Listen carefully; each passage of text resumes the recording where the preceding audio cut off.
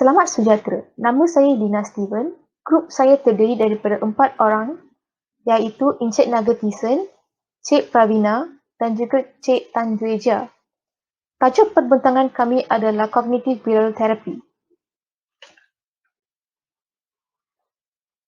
Saya ingin memulakan dengan sinopsis jurnal kami. Tajuk jurnal kami adalah A Historical and Theoretical Review of Cognitive Behavioral Therapy from Structural Self-Knowledge to Functional Process. Jurnal ini mengkaji tentang konseptualisasi sejarah pendekatan terapi kognitif tingkah laku. Terapi kognitif tingkah laku mempunyai hubungan secara langsung dengan revolusi kognitif.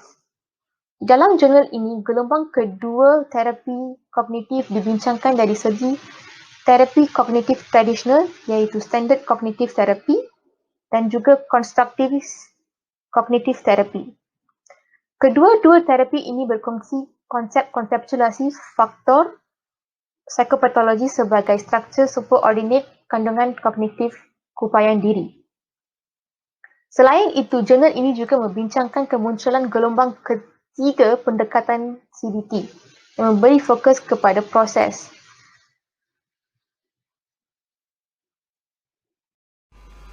Hai semua, nama saya ialah Pravina Anak Perempuan Devaraja, nombor metrik 827987. Hari ini saya akan membincangkan tentang definisi atau konsep terapi kognitif tingkah laku, pengasas teori, latar belakang CBT dan penggunaan CBT. Terapi kognitif adalah sejenis rawatan yang membantu pesakit memahami fikiran dan perasaan yang mempengaruhi tingkah lakunya. Konsep dasar CBT ialah pemikiran dan perasaan. Kita memainkan peranan penting dalam tingkah laku kita. Tujuan terapi tingkah laku kognitif adalah untuk mengajar pesakit bahawa walaupun mereka tidak dapat mengawal setiap aspek di sekitarnya, tetapi mereka dapat mengawal bagaimana mentafsirkan dan menangani perkara-perkara dalam persekitaran mereka. CBT juga disokong secara empirik dan terbukti berkesan membantu pesakit mengatasi pelbagai kelakuan maladaptif. Pengasas kepada terapi kognitif tingkah laku ialah Herrenberg, juga dikenali sebagai pelopor kepada revolusi kognitif. Beliau menggunakan CBT untuk merawat pesakit yang mengalami kemurungan apabila rawatan psikoanalitik tidak memberikan kefungsian terhadap pesakit. Beliau juga berasa CBT dapat memberikan kefungsian yang lebih cepat daripada terapi yang lain. CBT adalah sejenis terapi yang digunakan untuk merawat kebimbangan, fobia, kemurungan, ketagihan bahan, gangguan makan dan serangan panik. Ia juga memberikan kesan yang baik terhadap pesakit dan memulihkan keadaannya. Pembentangan ini juga akan diteruskan oleh pembentang seterusnya. Sekian. Saya akan membentangkan model klinikal gelombang kedua terapi Cognitive Behavioral Therapy. Kemunculan CBT sering digambarkan sebagai satu revolusi kognitif yang dipelopori oleh Ehrenberg dan Albert Ellis.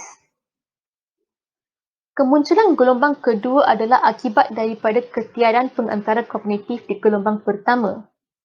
Menurut kajian, gelombang kedua tercetus apabila pakar-pakar psikologi menolak konsep behaviorism. Ini kerana mereka mempunyai tanggapan bahawa konsep behaviorism memberi keutamaan kepada pembelajaran bersekutu, iaitu associative learning di kalangan haiwan, dan juga konsep behaviorism juga dikekang kepada teori stimulus response. Hujannya adalah behaviorism tidak mencukupi untuk kajian pembelajaran manusia, maka munculnya gelombang kedua psikologi kognitif. Berdasarkan jurnal yang kami kaji, pengantara kognitif telah dikenalkan dalam gelombang kedua sebagai pengantara antara pencetus persekitaran, iaitu environmental triggers dan juga gerak balas tingkah laku, Gelombang kedua psikologi kognitif memperkenalkan konsep dan istilah CBT yang memberi fokus kepada rasionaliti dan juga pemikiran positif. Antara strategi teras CBT adalah penstrukturan semula kognitif ataupun cognitive restructuring. Penstrukturan semula kognitif adalah sebuah teknik rawatan yang direka untuk mengubah fikiran dan juga kepercayaan seorang individu apabila mendapati tingkah laku ataupun emosi mereka adalah berbahaya kepada diri mereka.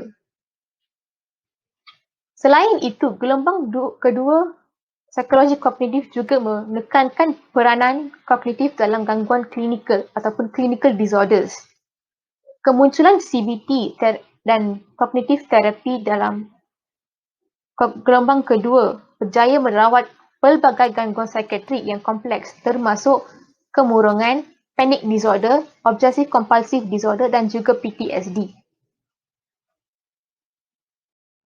Salam sejahtera. Saya akan sambung perbincangan tentang gelombang ketiga. Seperti yang telah dinyatakan oleh rakan-rakan saya, gelombang pertama telah dipengaruhi oleh psychoanalysis yang telah bermula sejak tahun 1940-an. Seterusnya, gelombang kedua bermula sekitar tahun 1960-an dan berfokuskan kepada konsep skema diri dan strukturalisme yang telah dipelopori oleh Aaron Beck. Selepas itu, mulai 1990-an, gelombang ketiga yang berkonsepkan kepada fungsionalisme telah diberi keutamaan dengan memberi keutamaan yang rendah kepada konsep skema diri dan strukturalisme yang telah dipeloporkan oleh Aaron Beck. Seperti yang kita termaklum bahawa teori kognitif adalah berkonsepkan bahawa individu tidak berpengaruh oleh peristiwa melainkan oleh persepsi yang diambil terhadap peristiwa. Dalam gelombang ketiga, terapi CT mengikut Ruggiero dan rakan-rakan yang daripada jurnal mengatakan ia berbeza dengan memberi penumpuan kepada strukturalisme dan skema diri seperti dalam gelombang kedua. Model gelombang ketiga ini menyarankan bahawa gangguan emosi tidak bergantung pada gambaran mental diri, tapi ia adalah mengenai peraturan interaksi yang tidak berfungsi antara proses dan kawalan eksekutif dan emosi. Seterusnya, model gelombang ketiga bukan hanya membantu menukar cara kita berfikir, tetapi bagaimana seorang individu berinteraksi dengan pelbagai situasi luaran.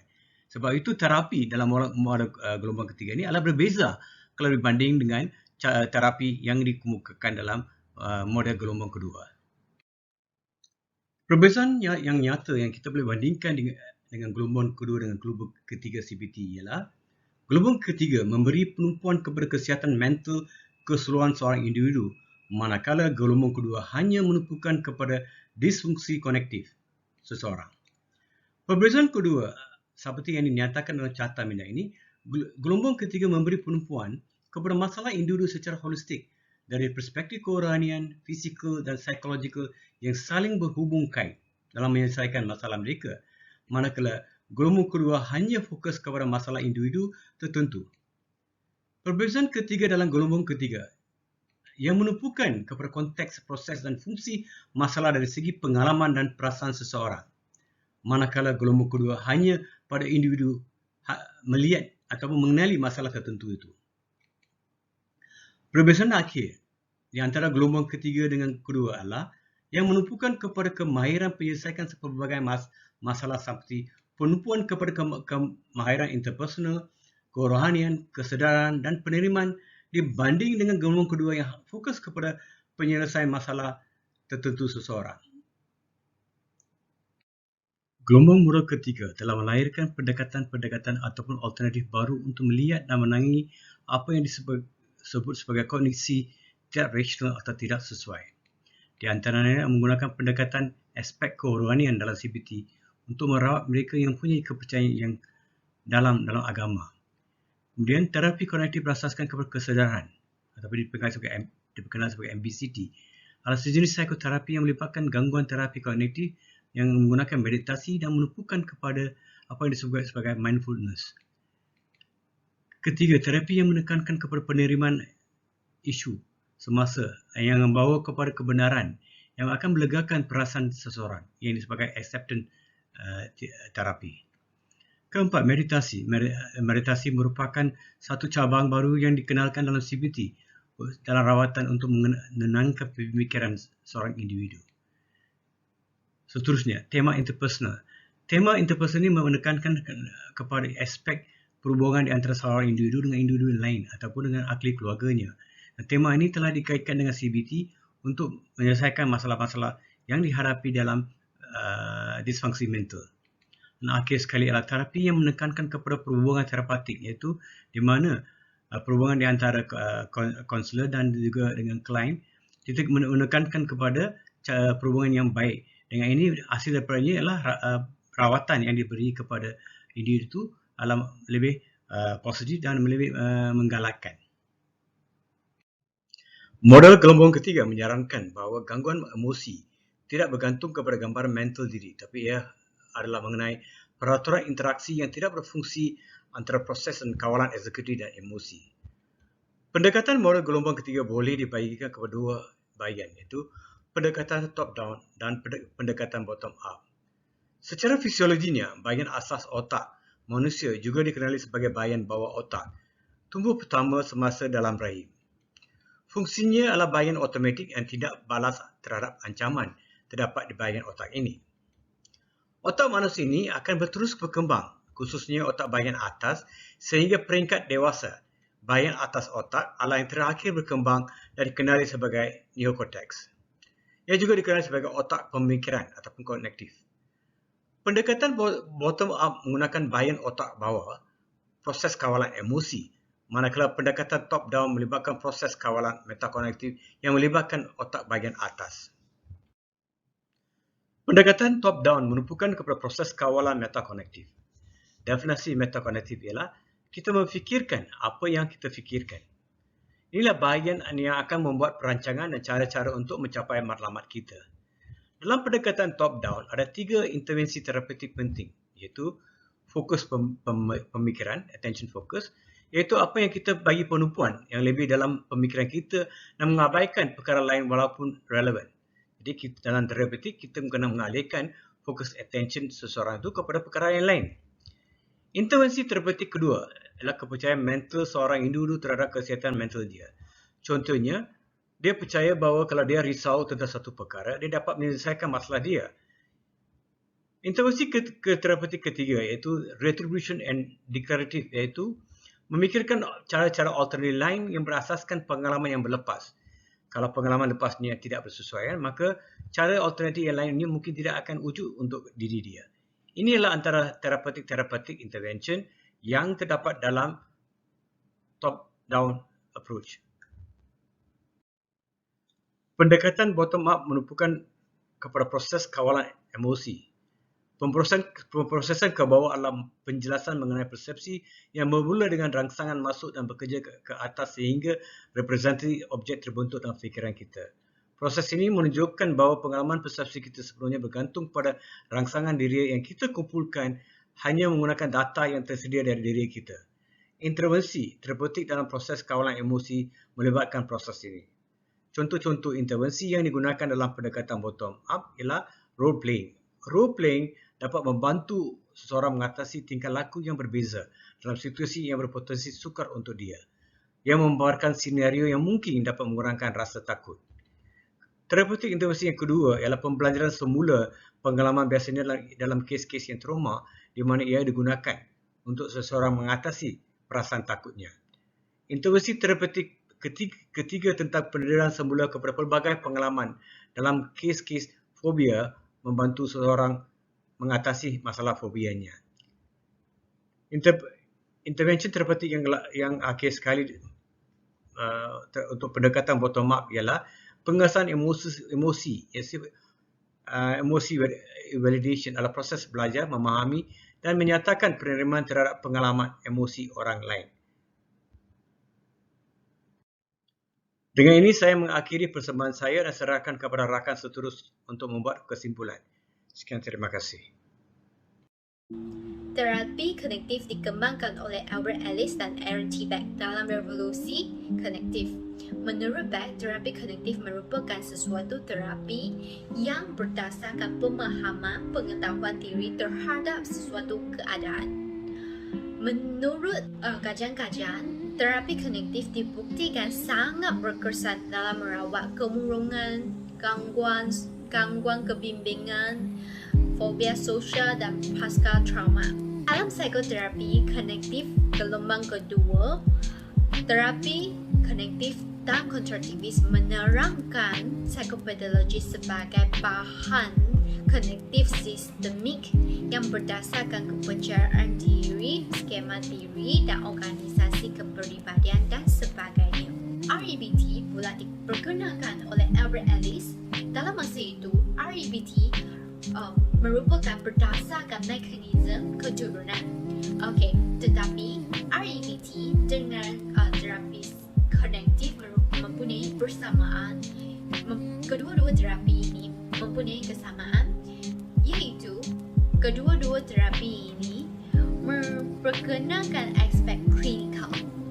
Dalam peringkat ketiga gelombang terapi kognitif dan konstruktivis pula memberi penekanan kepada gerakan teori funksionalisme. Selepas Beck memahami manusia yang segera bertindak kepada sesuatu keadaan menyebabkan perasaan dan emosi terganggu, beliau pula beralih kepada CBT, iaitu terapi kognitif tingkah laku. Terapi kognitif tingkah laku fokus kepada rationality dan pemikiran positif semasa merancang terapi. Mengikut kajian-kajian yang dilakukan, CBT iaitu terapi kognitif tingkah laku telah berjaya merawat PTSD, OCD dan panic disorder. Dalam terapi kognitif mempunyai dua pendekatan. Pertama ialah pendekatan top-down. Pendekatan top-down menawarkan perwakilan mental yang jelas dan kawalan bersedia dalam proses metakognitif. Pendekatan bottom-up pula berorientasikan pencapaian matlamat dan penyempurnaan tugas. Pendekatan bottom-up dikembangkan daripada minat dan struktur pengetahuan diri antara terapi skema dan terapi metakognitif dan interpersonal. Terapi kognitif pula dibuktikan banyak berkesan dalam mencegah permulaan gangguan mood, gangguan emosi, gangguan kegelisahan dalam kalangan anak remaja yang berisiko dan kanak-kanak yang berisiko. Terdapat banyak kajian yang menunjukkan terapi kognitif merupakan lebih berkesan daripada penggunaan ubat-ubat. Walau bagaimanapun, kejayaan terapi kognitif telah dibuktikan, tetapi pesakit yang psikosis yang terlampau atau bunuh diri adalah sukar ditangani dengan terapi kognitif atau terapi kognitif tingkah laku. Dalam kes-kes yang terlampau atau ada kecenderungan untuk bunuh diri, perlu menjalankan terapi kognitif tingkah laku bersama dengan ubat-ubatan.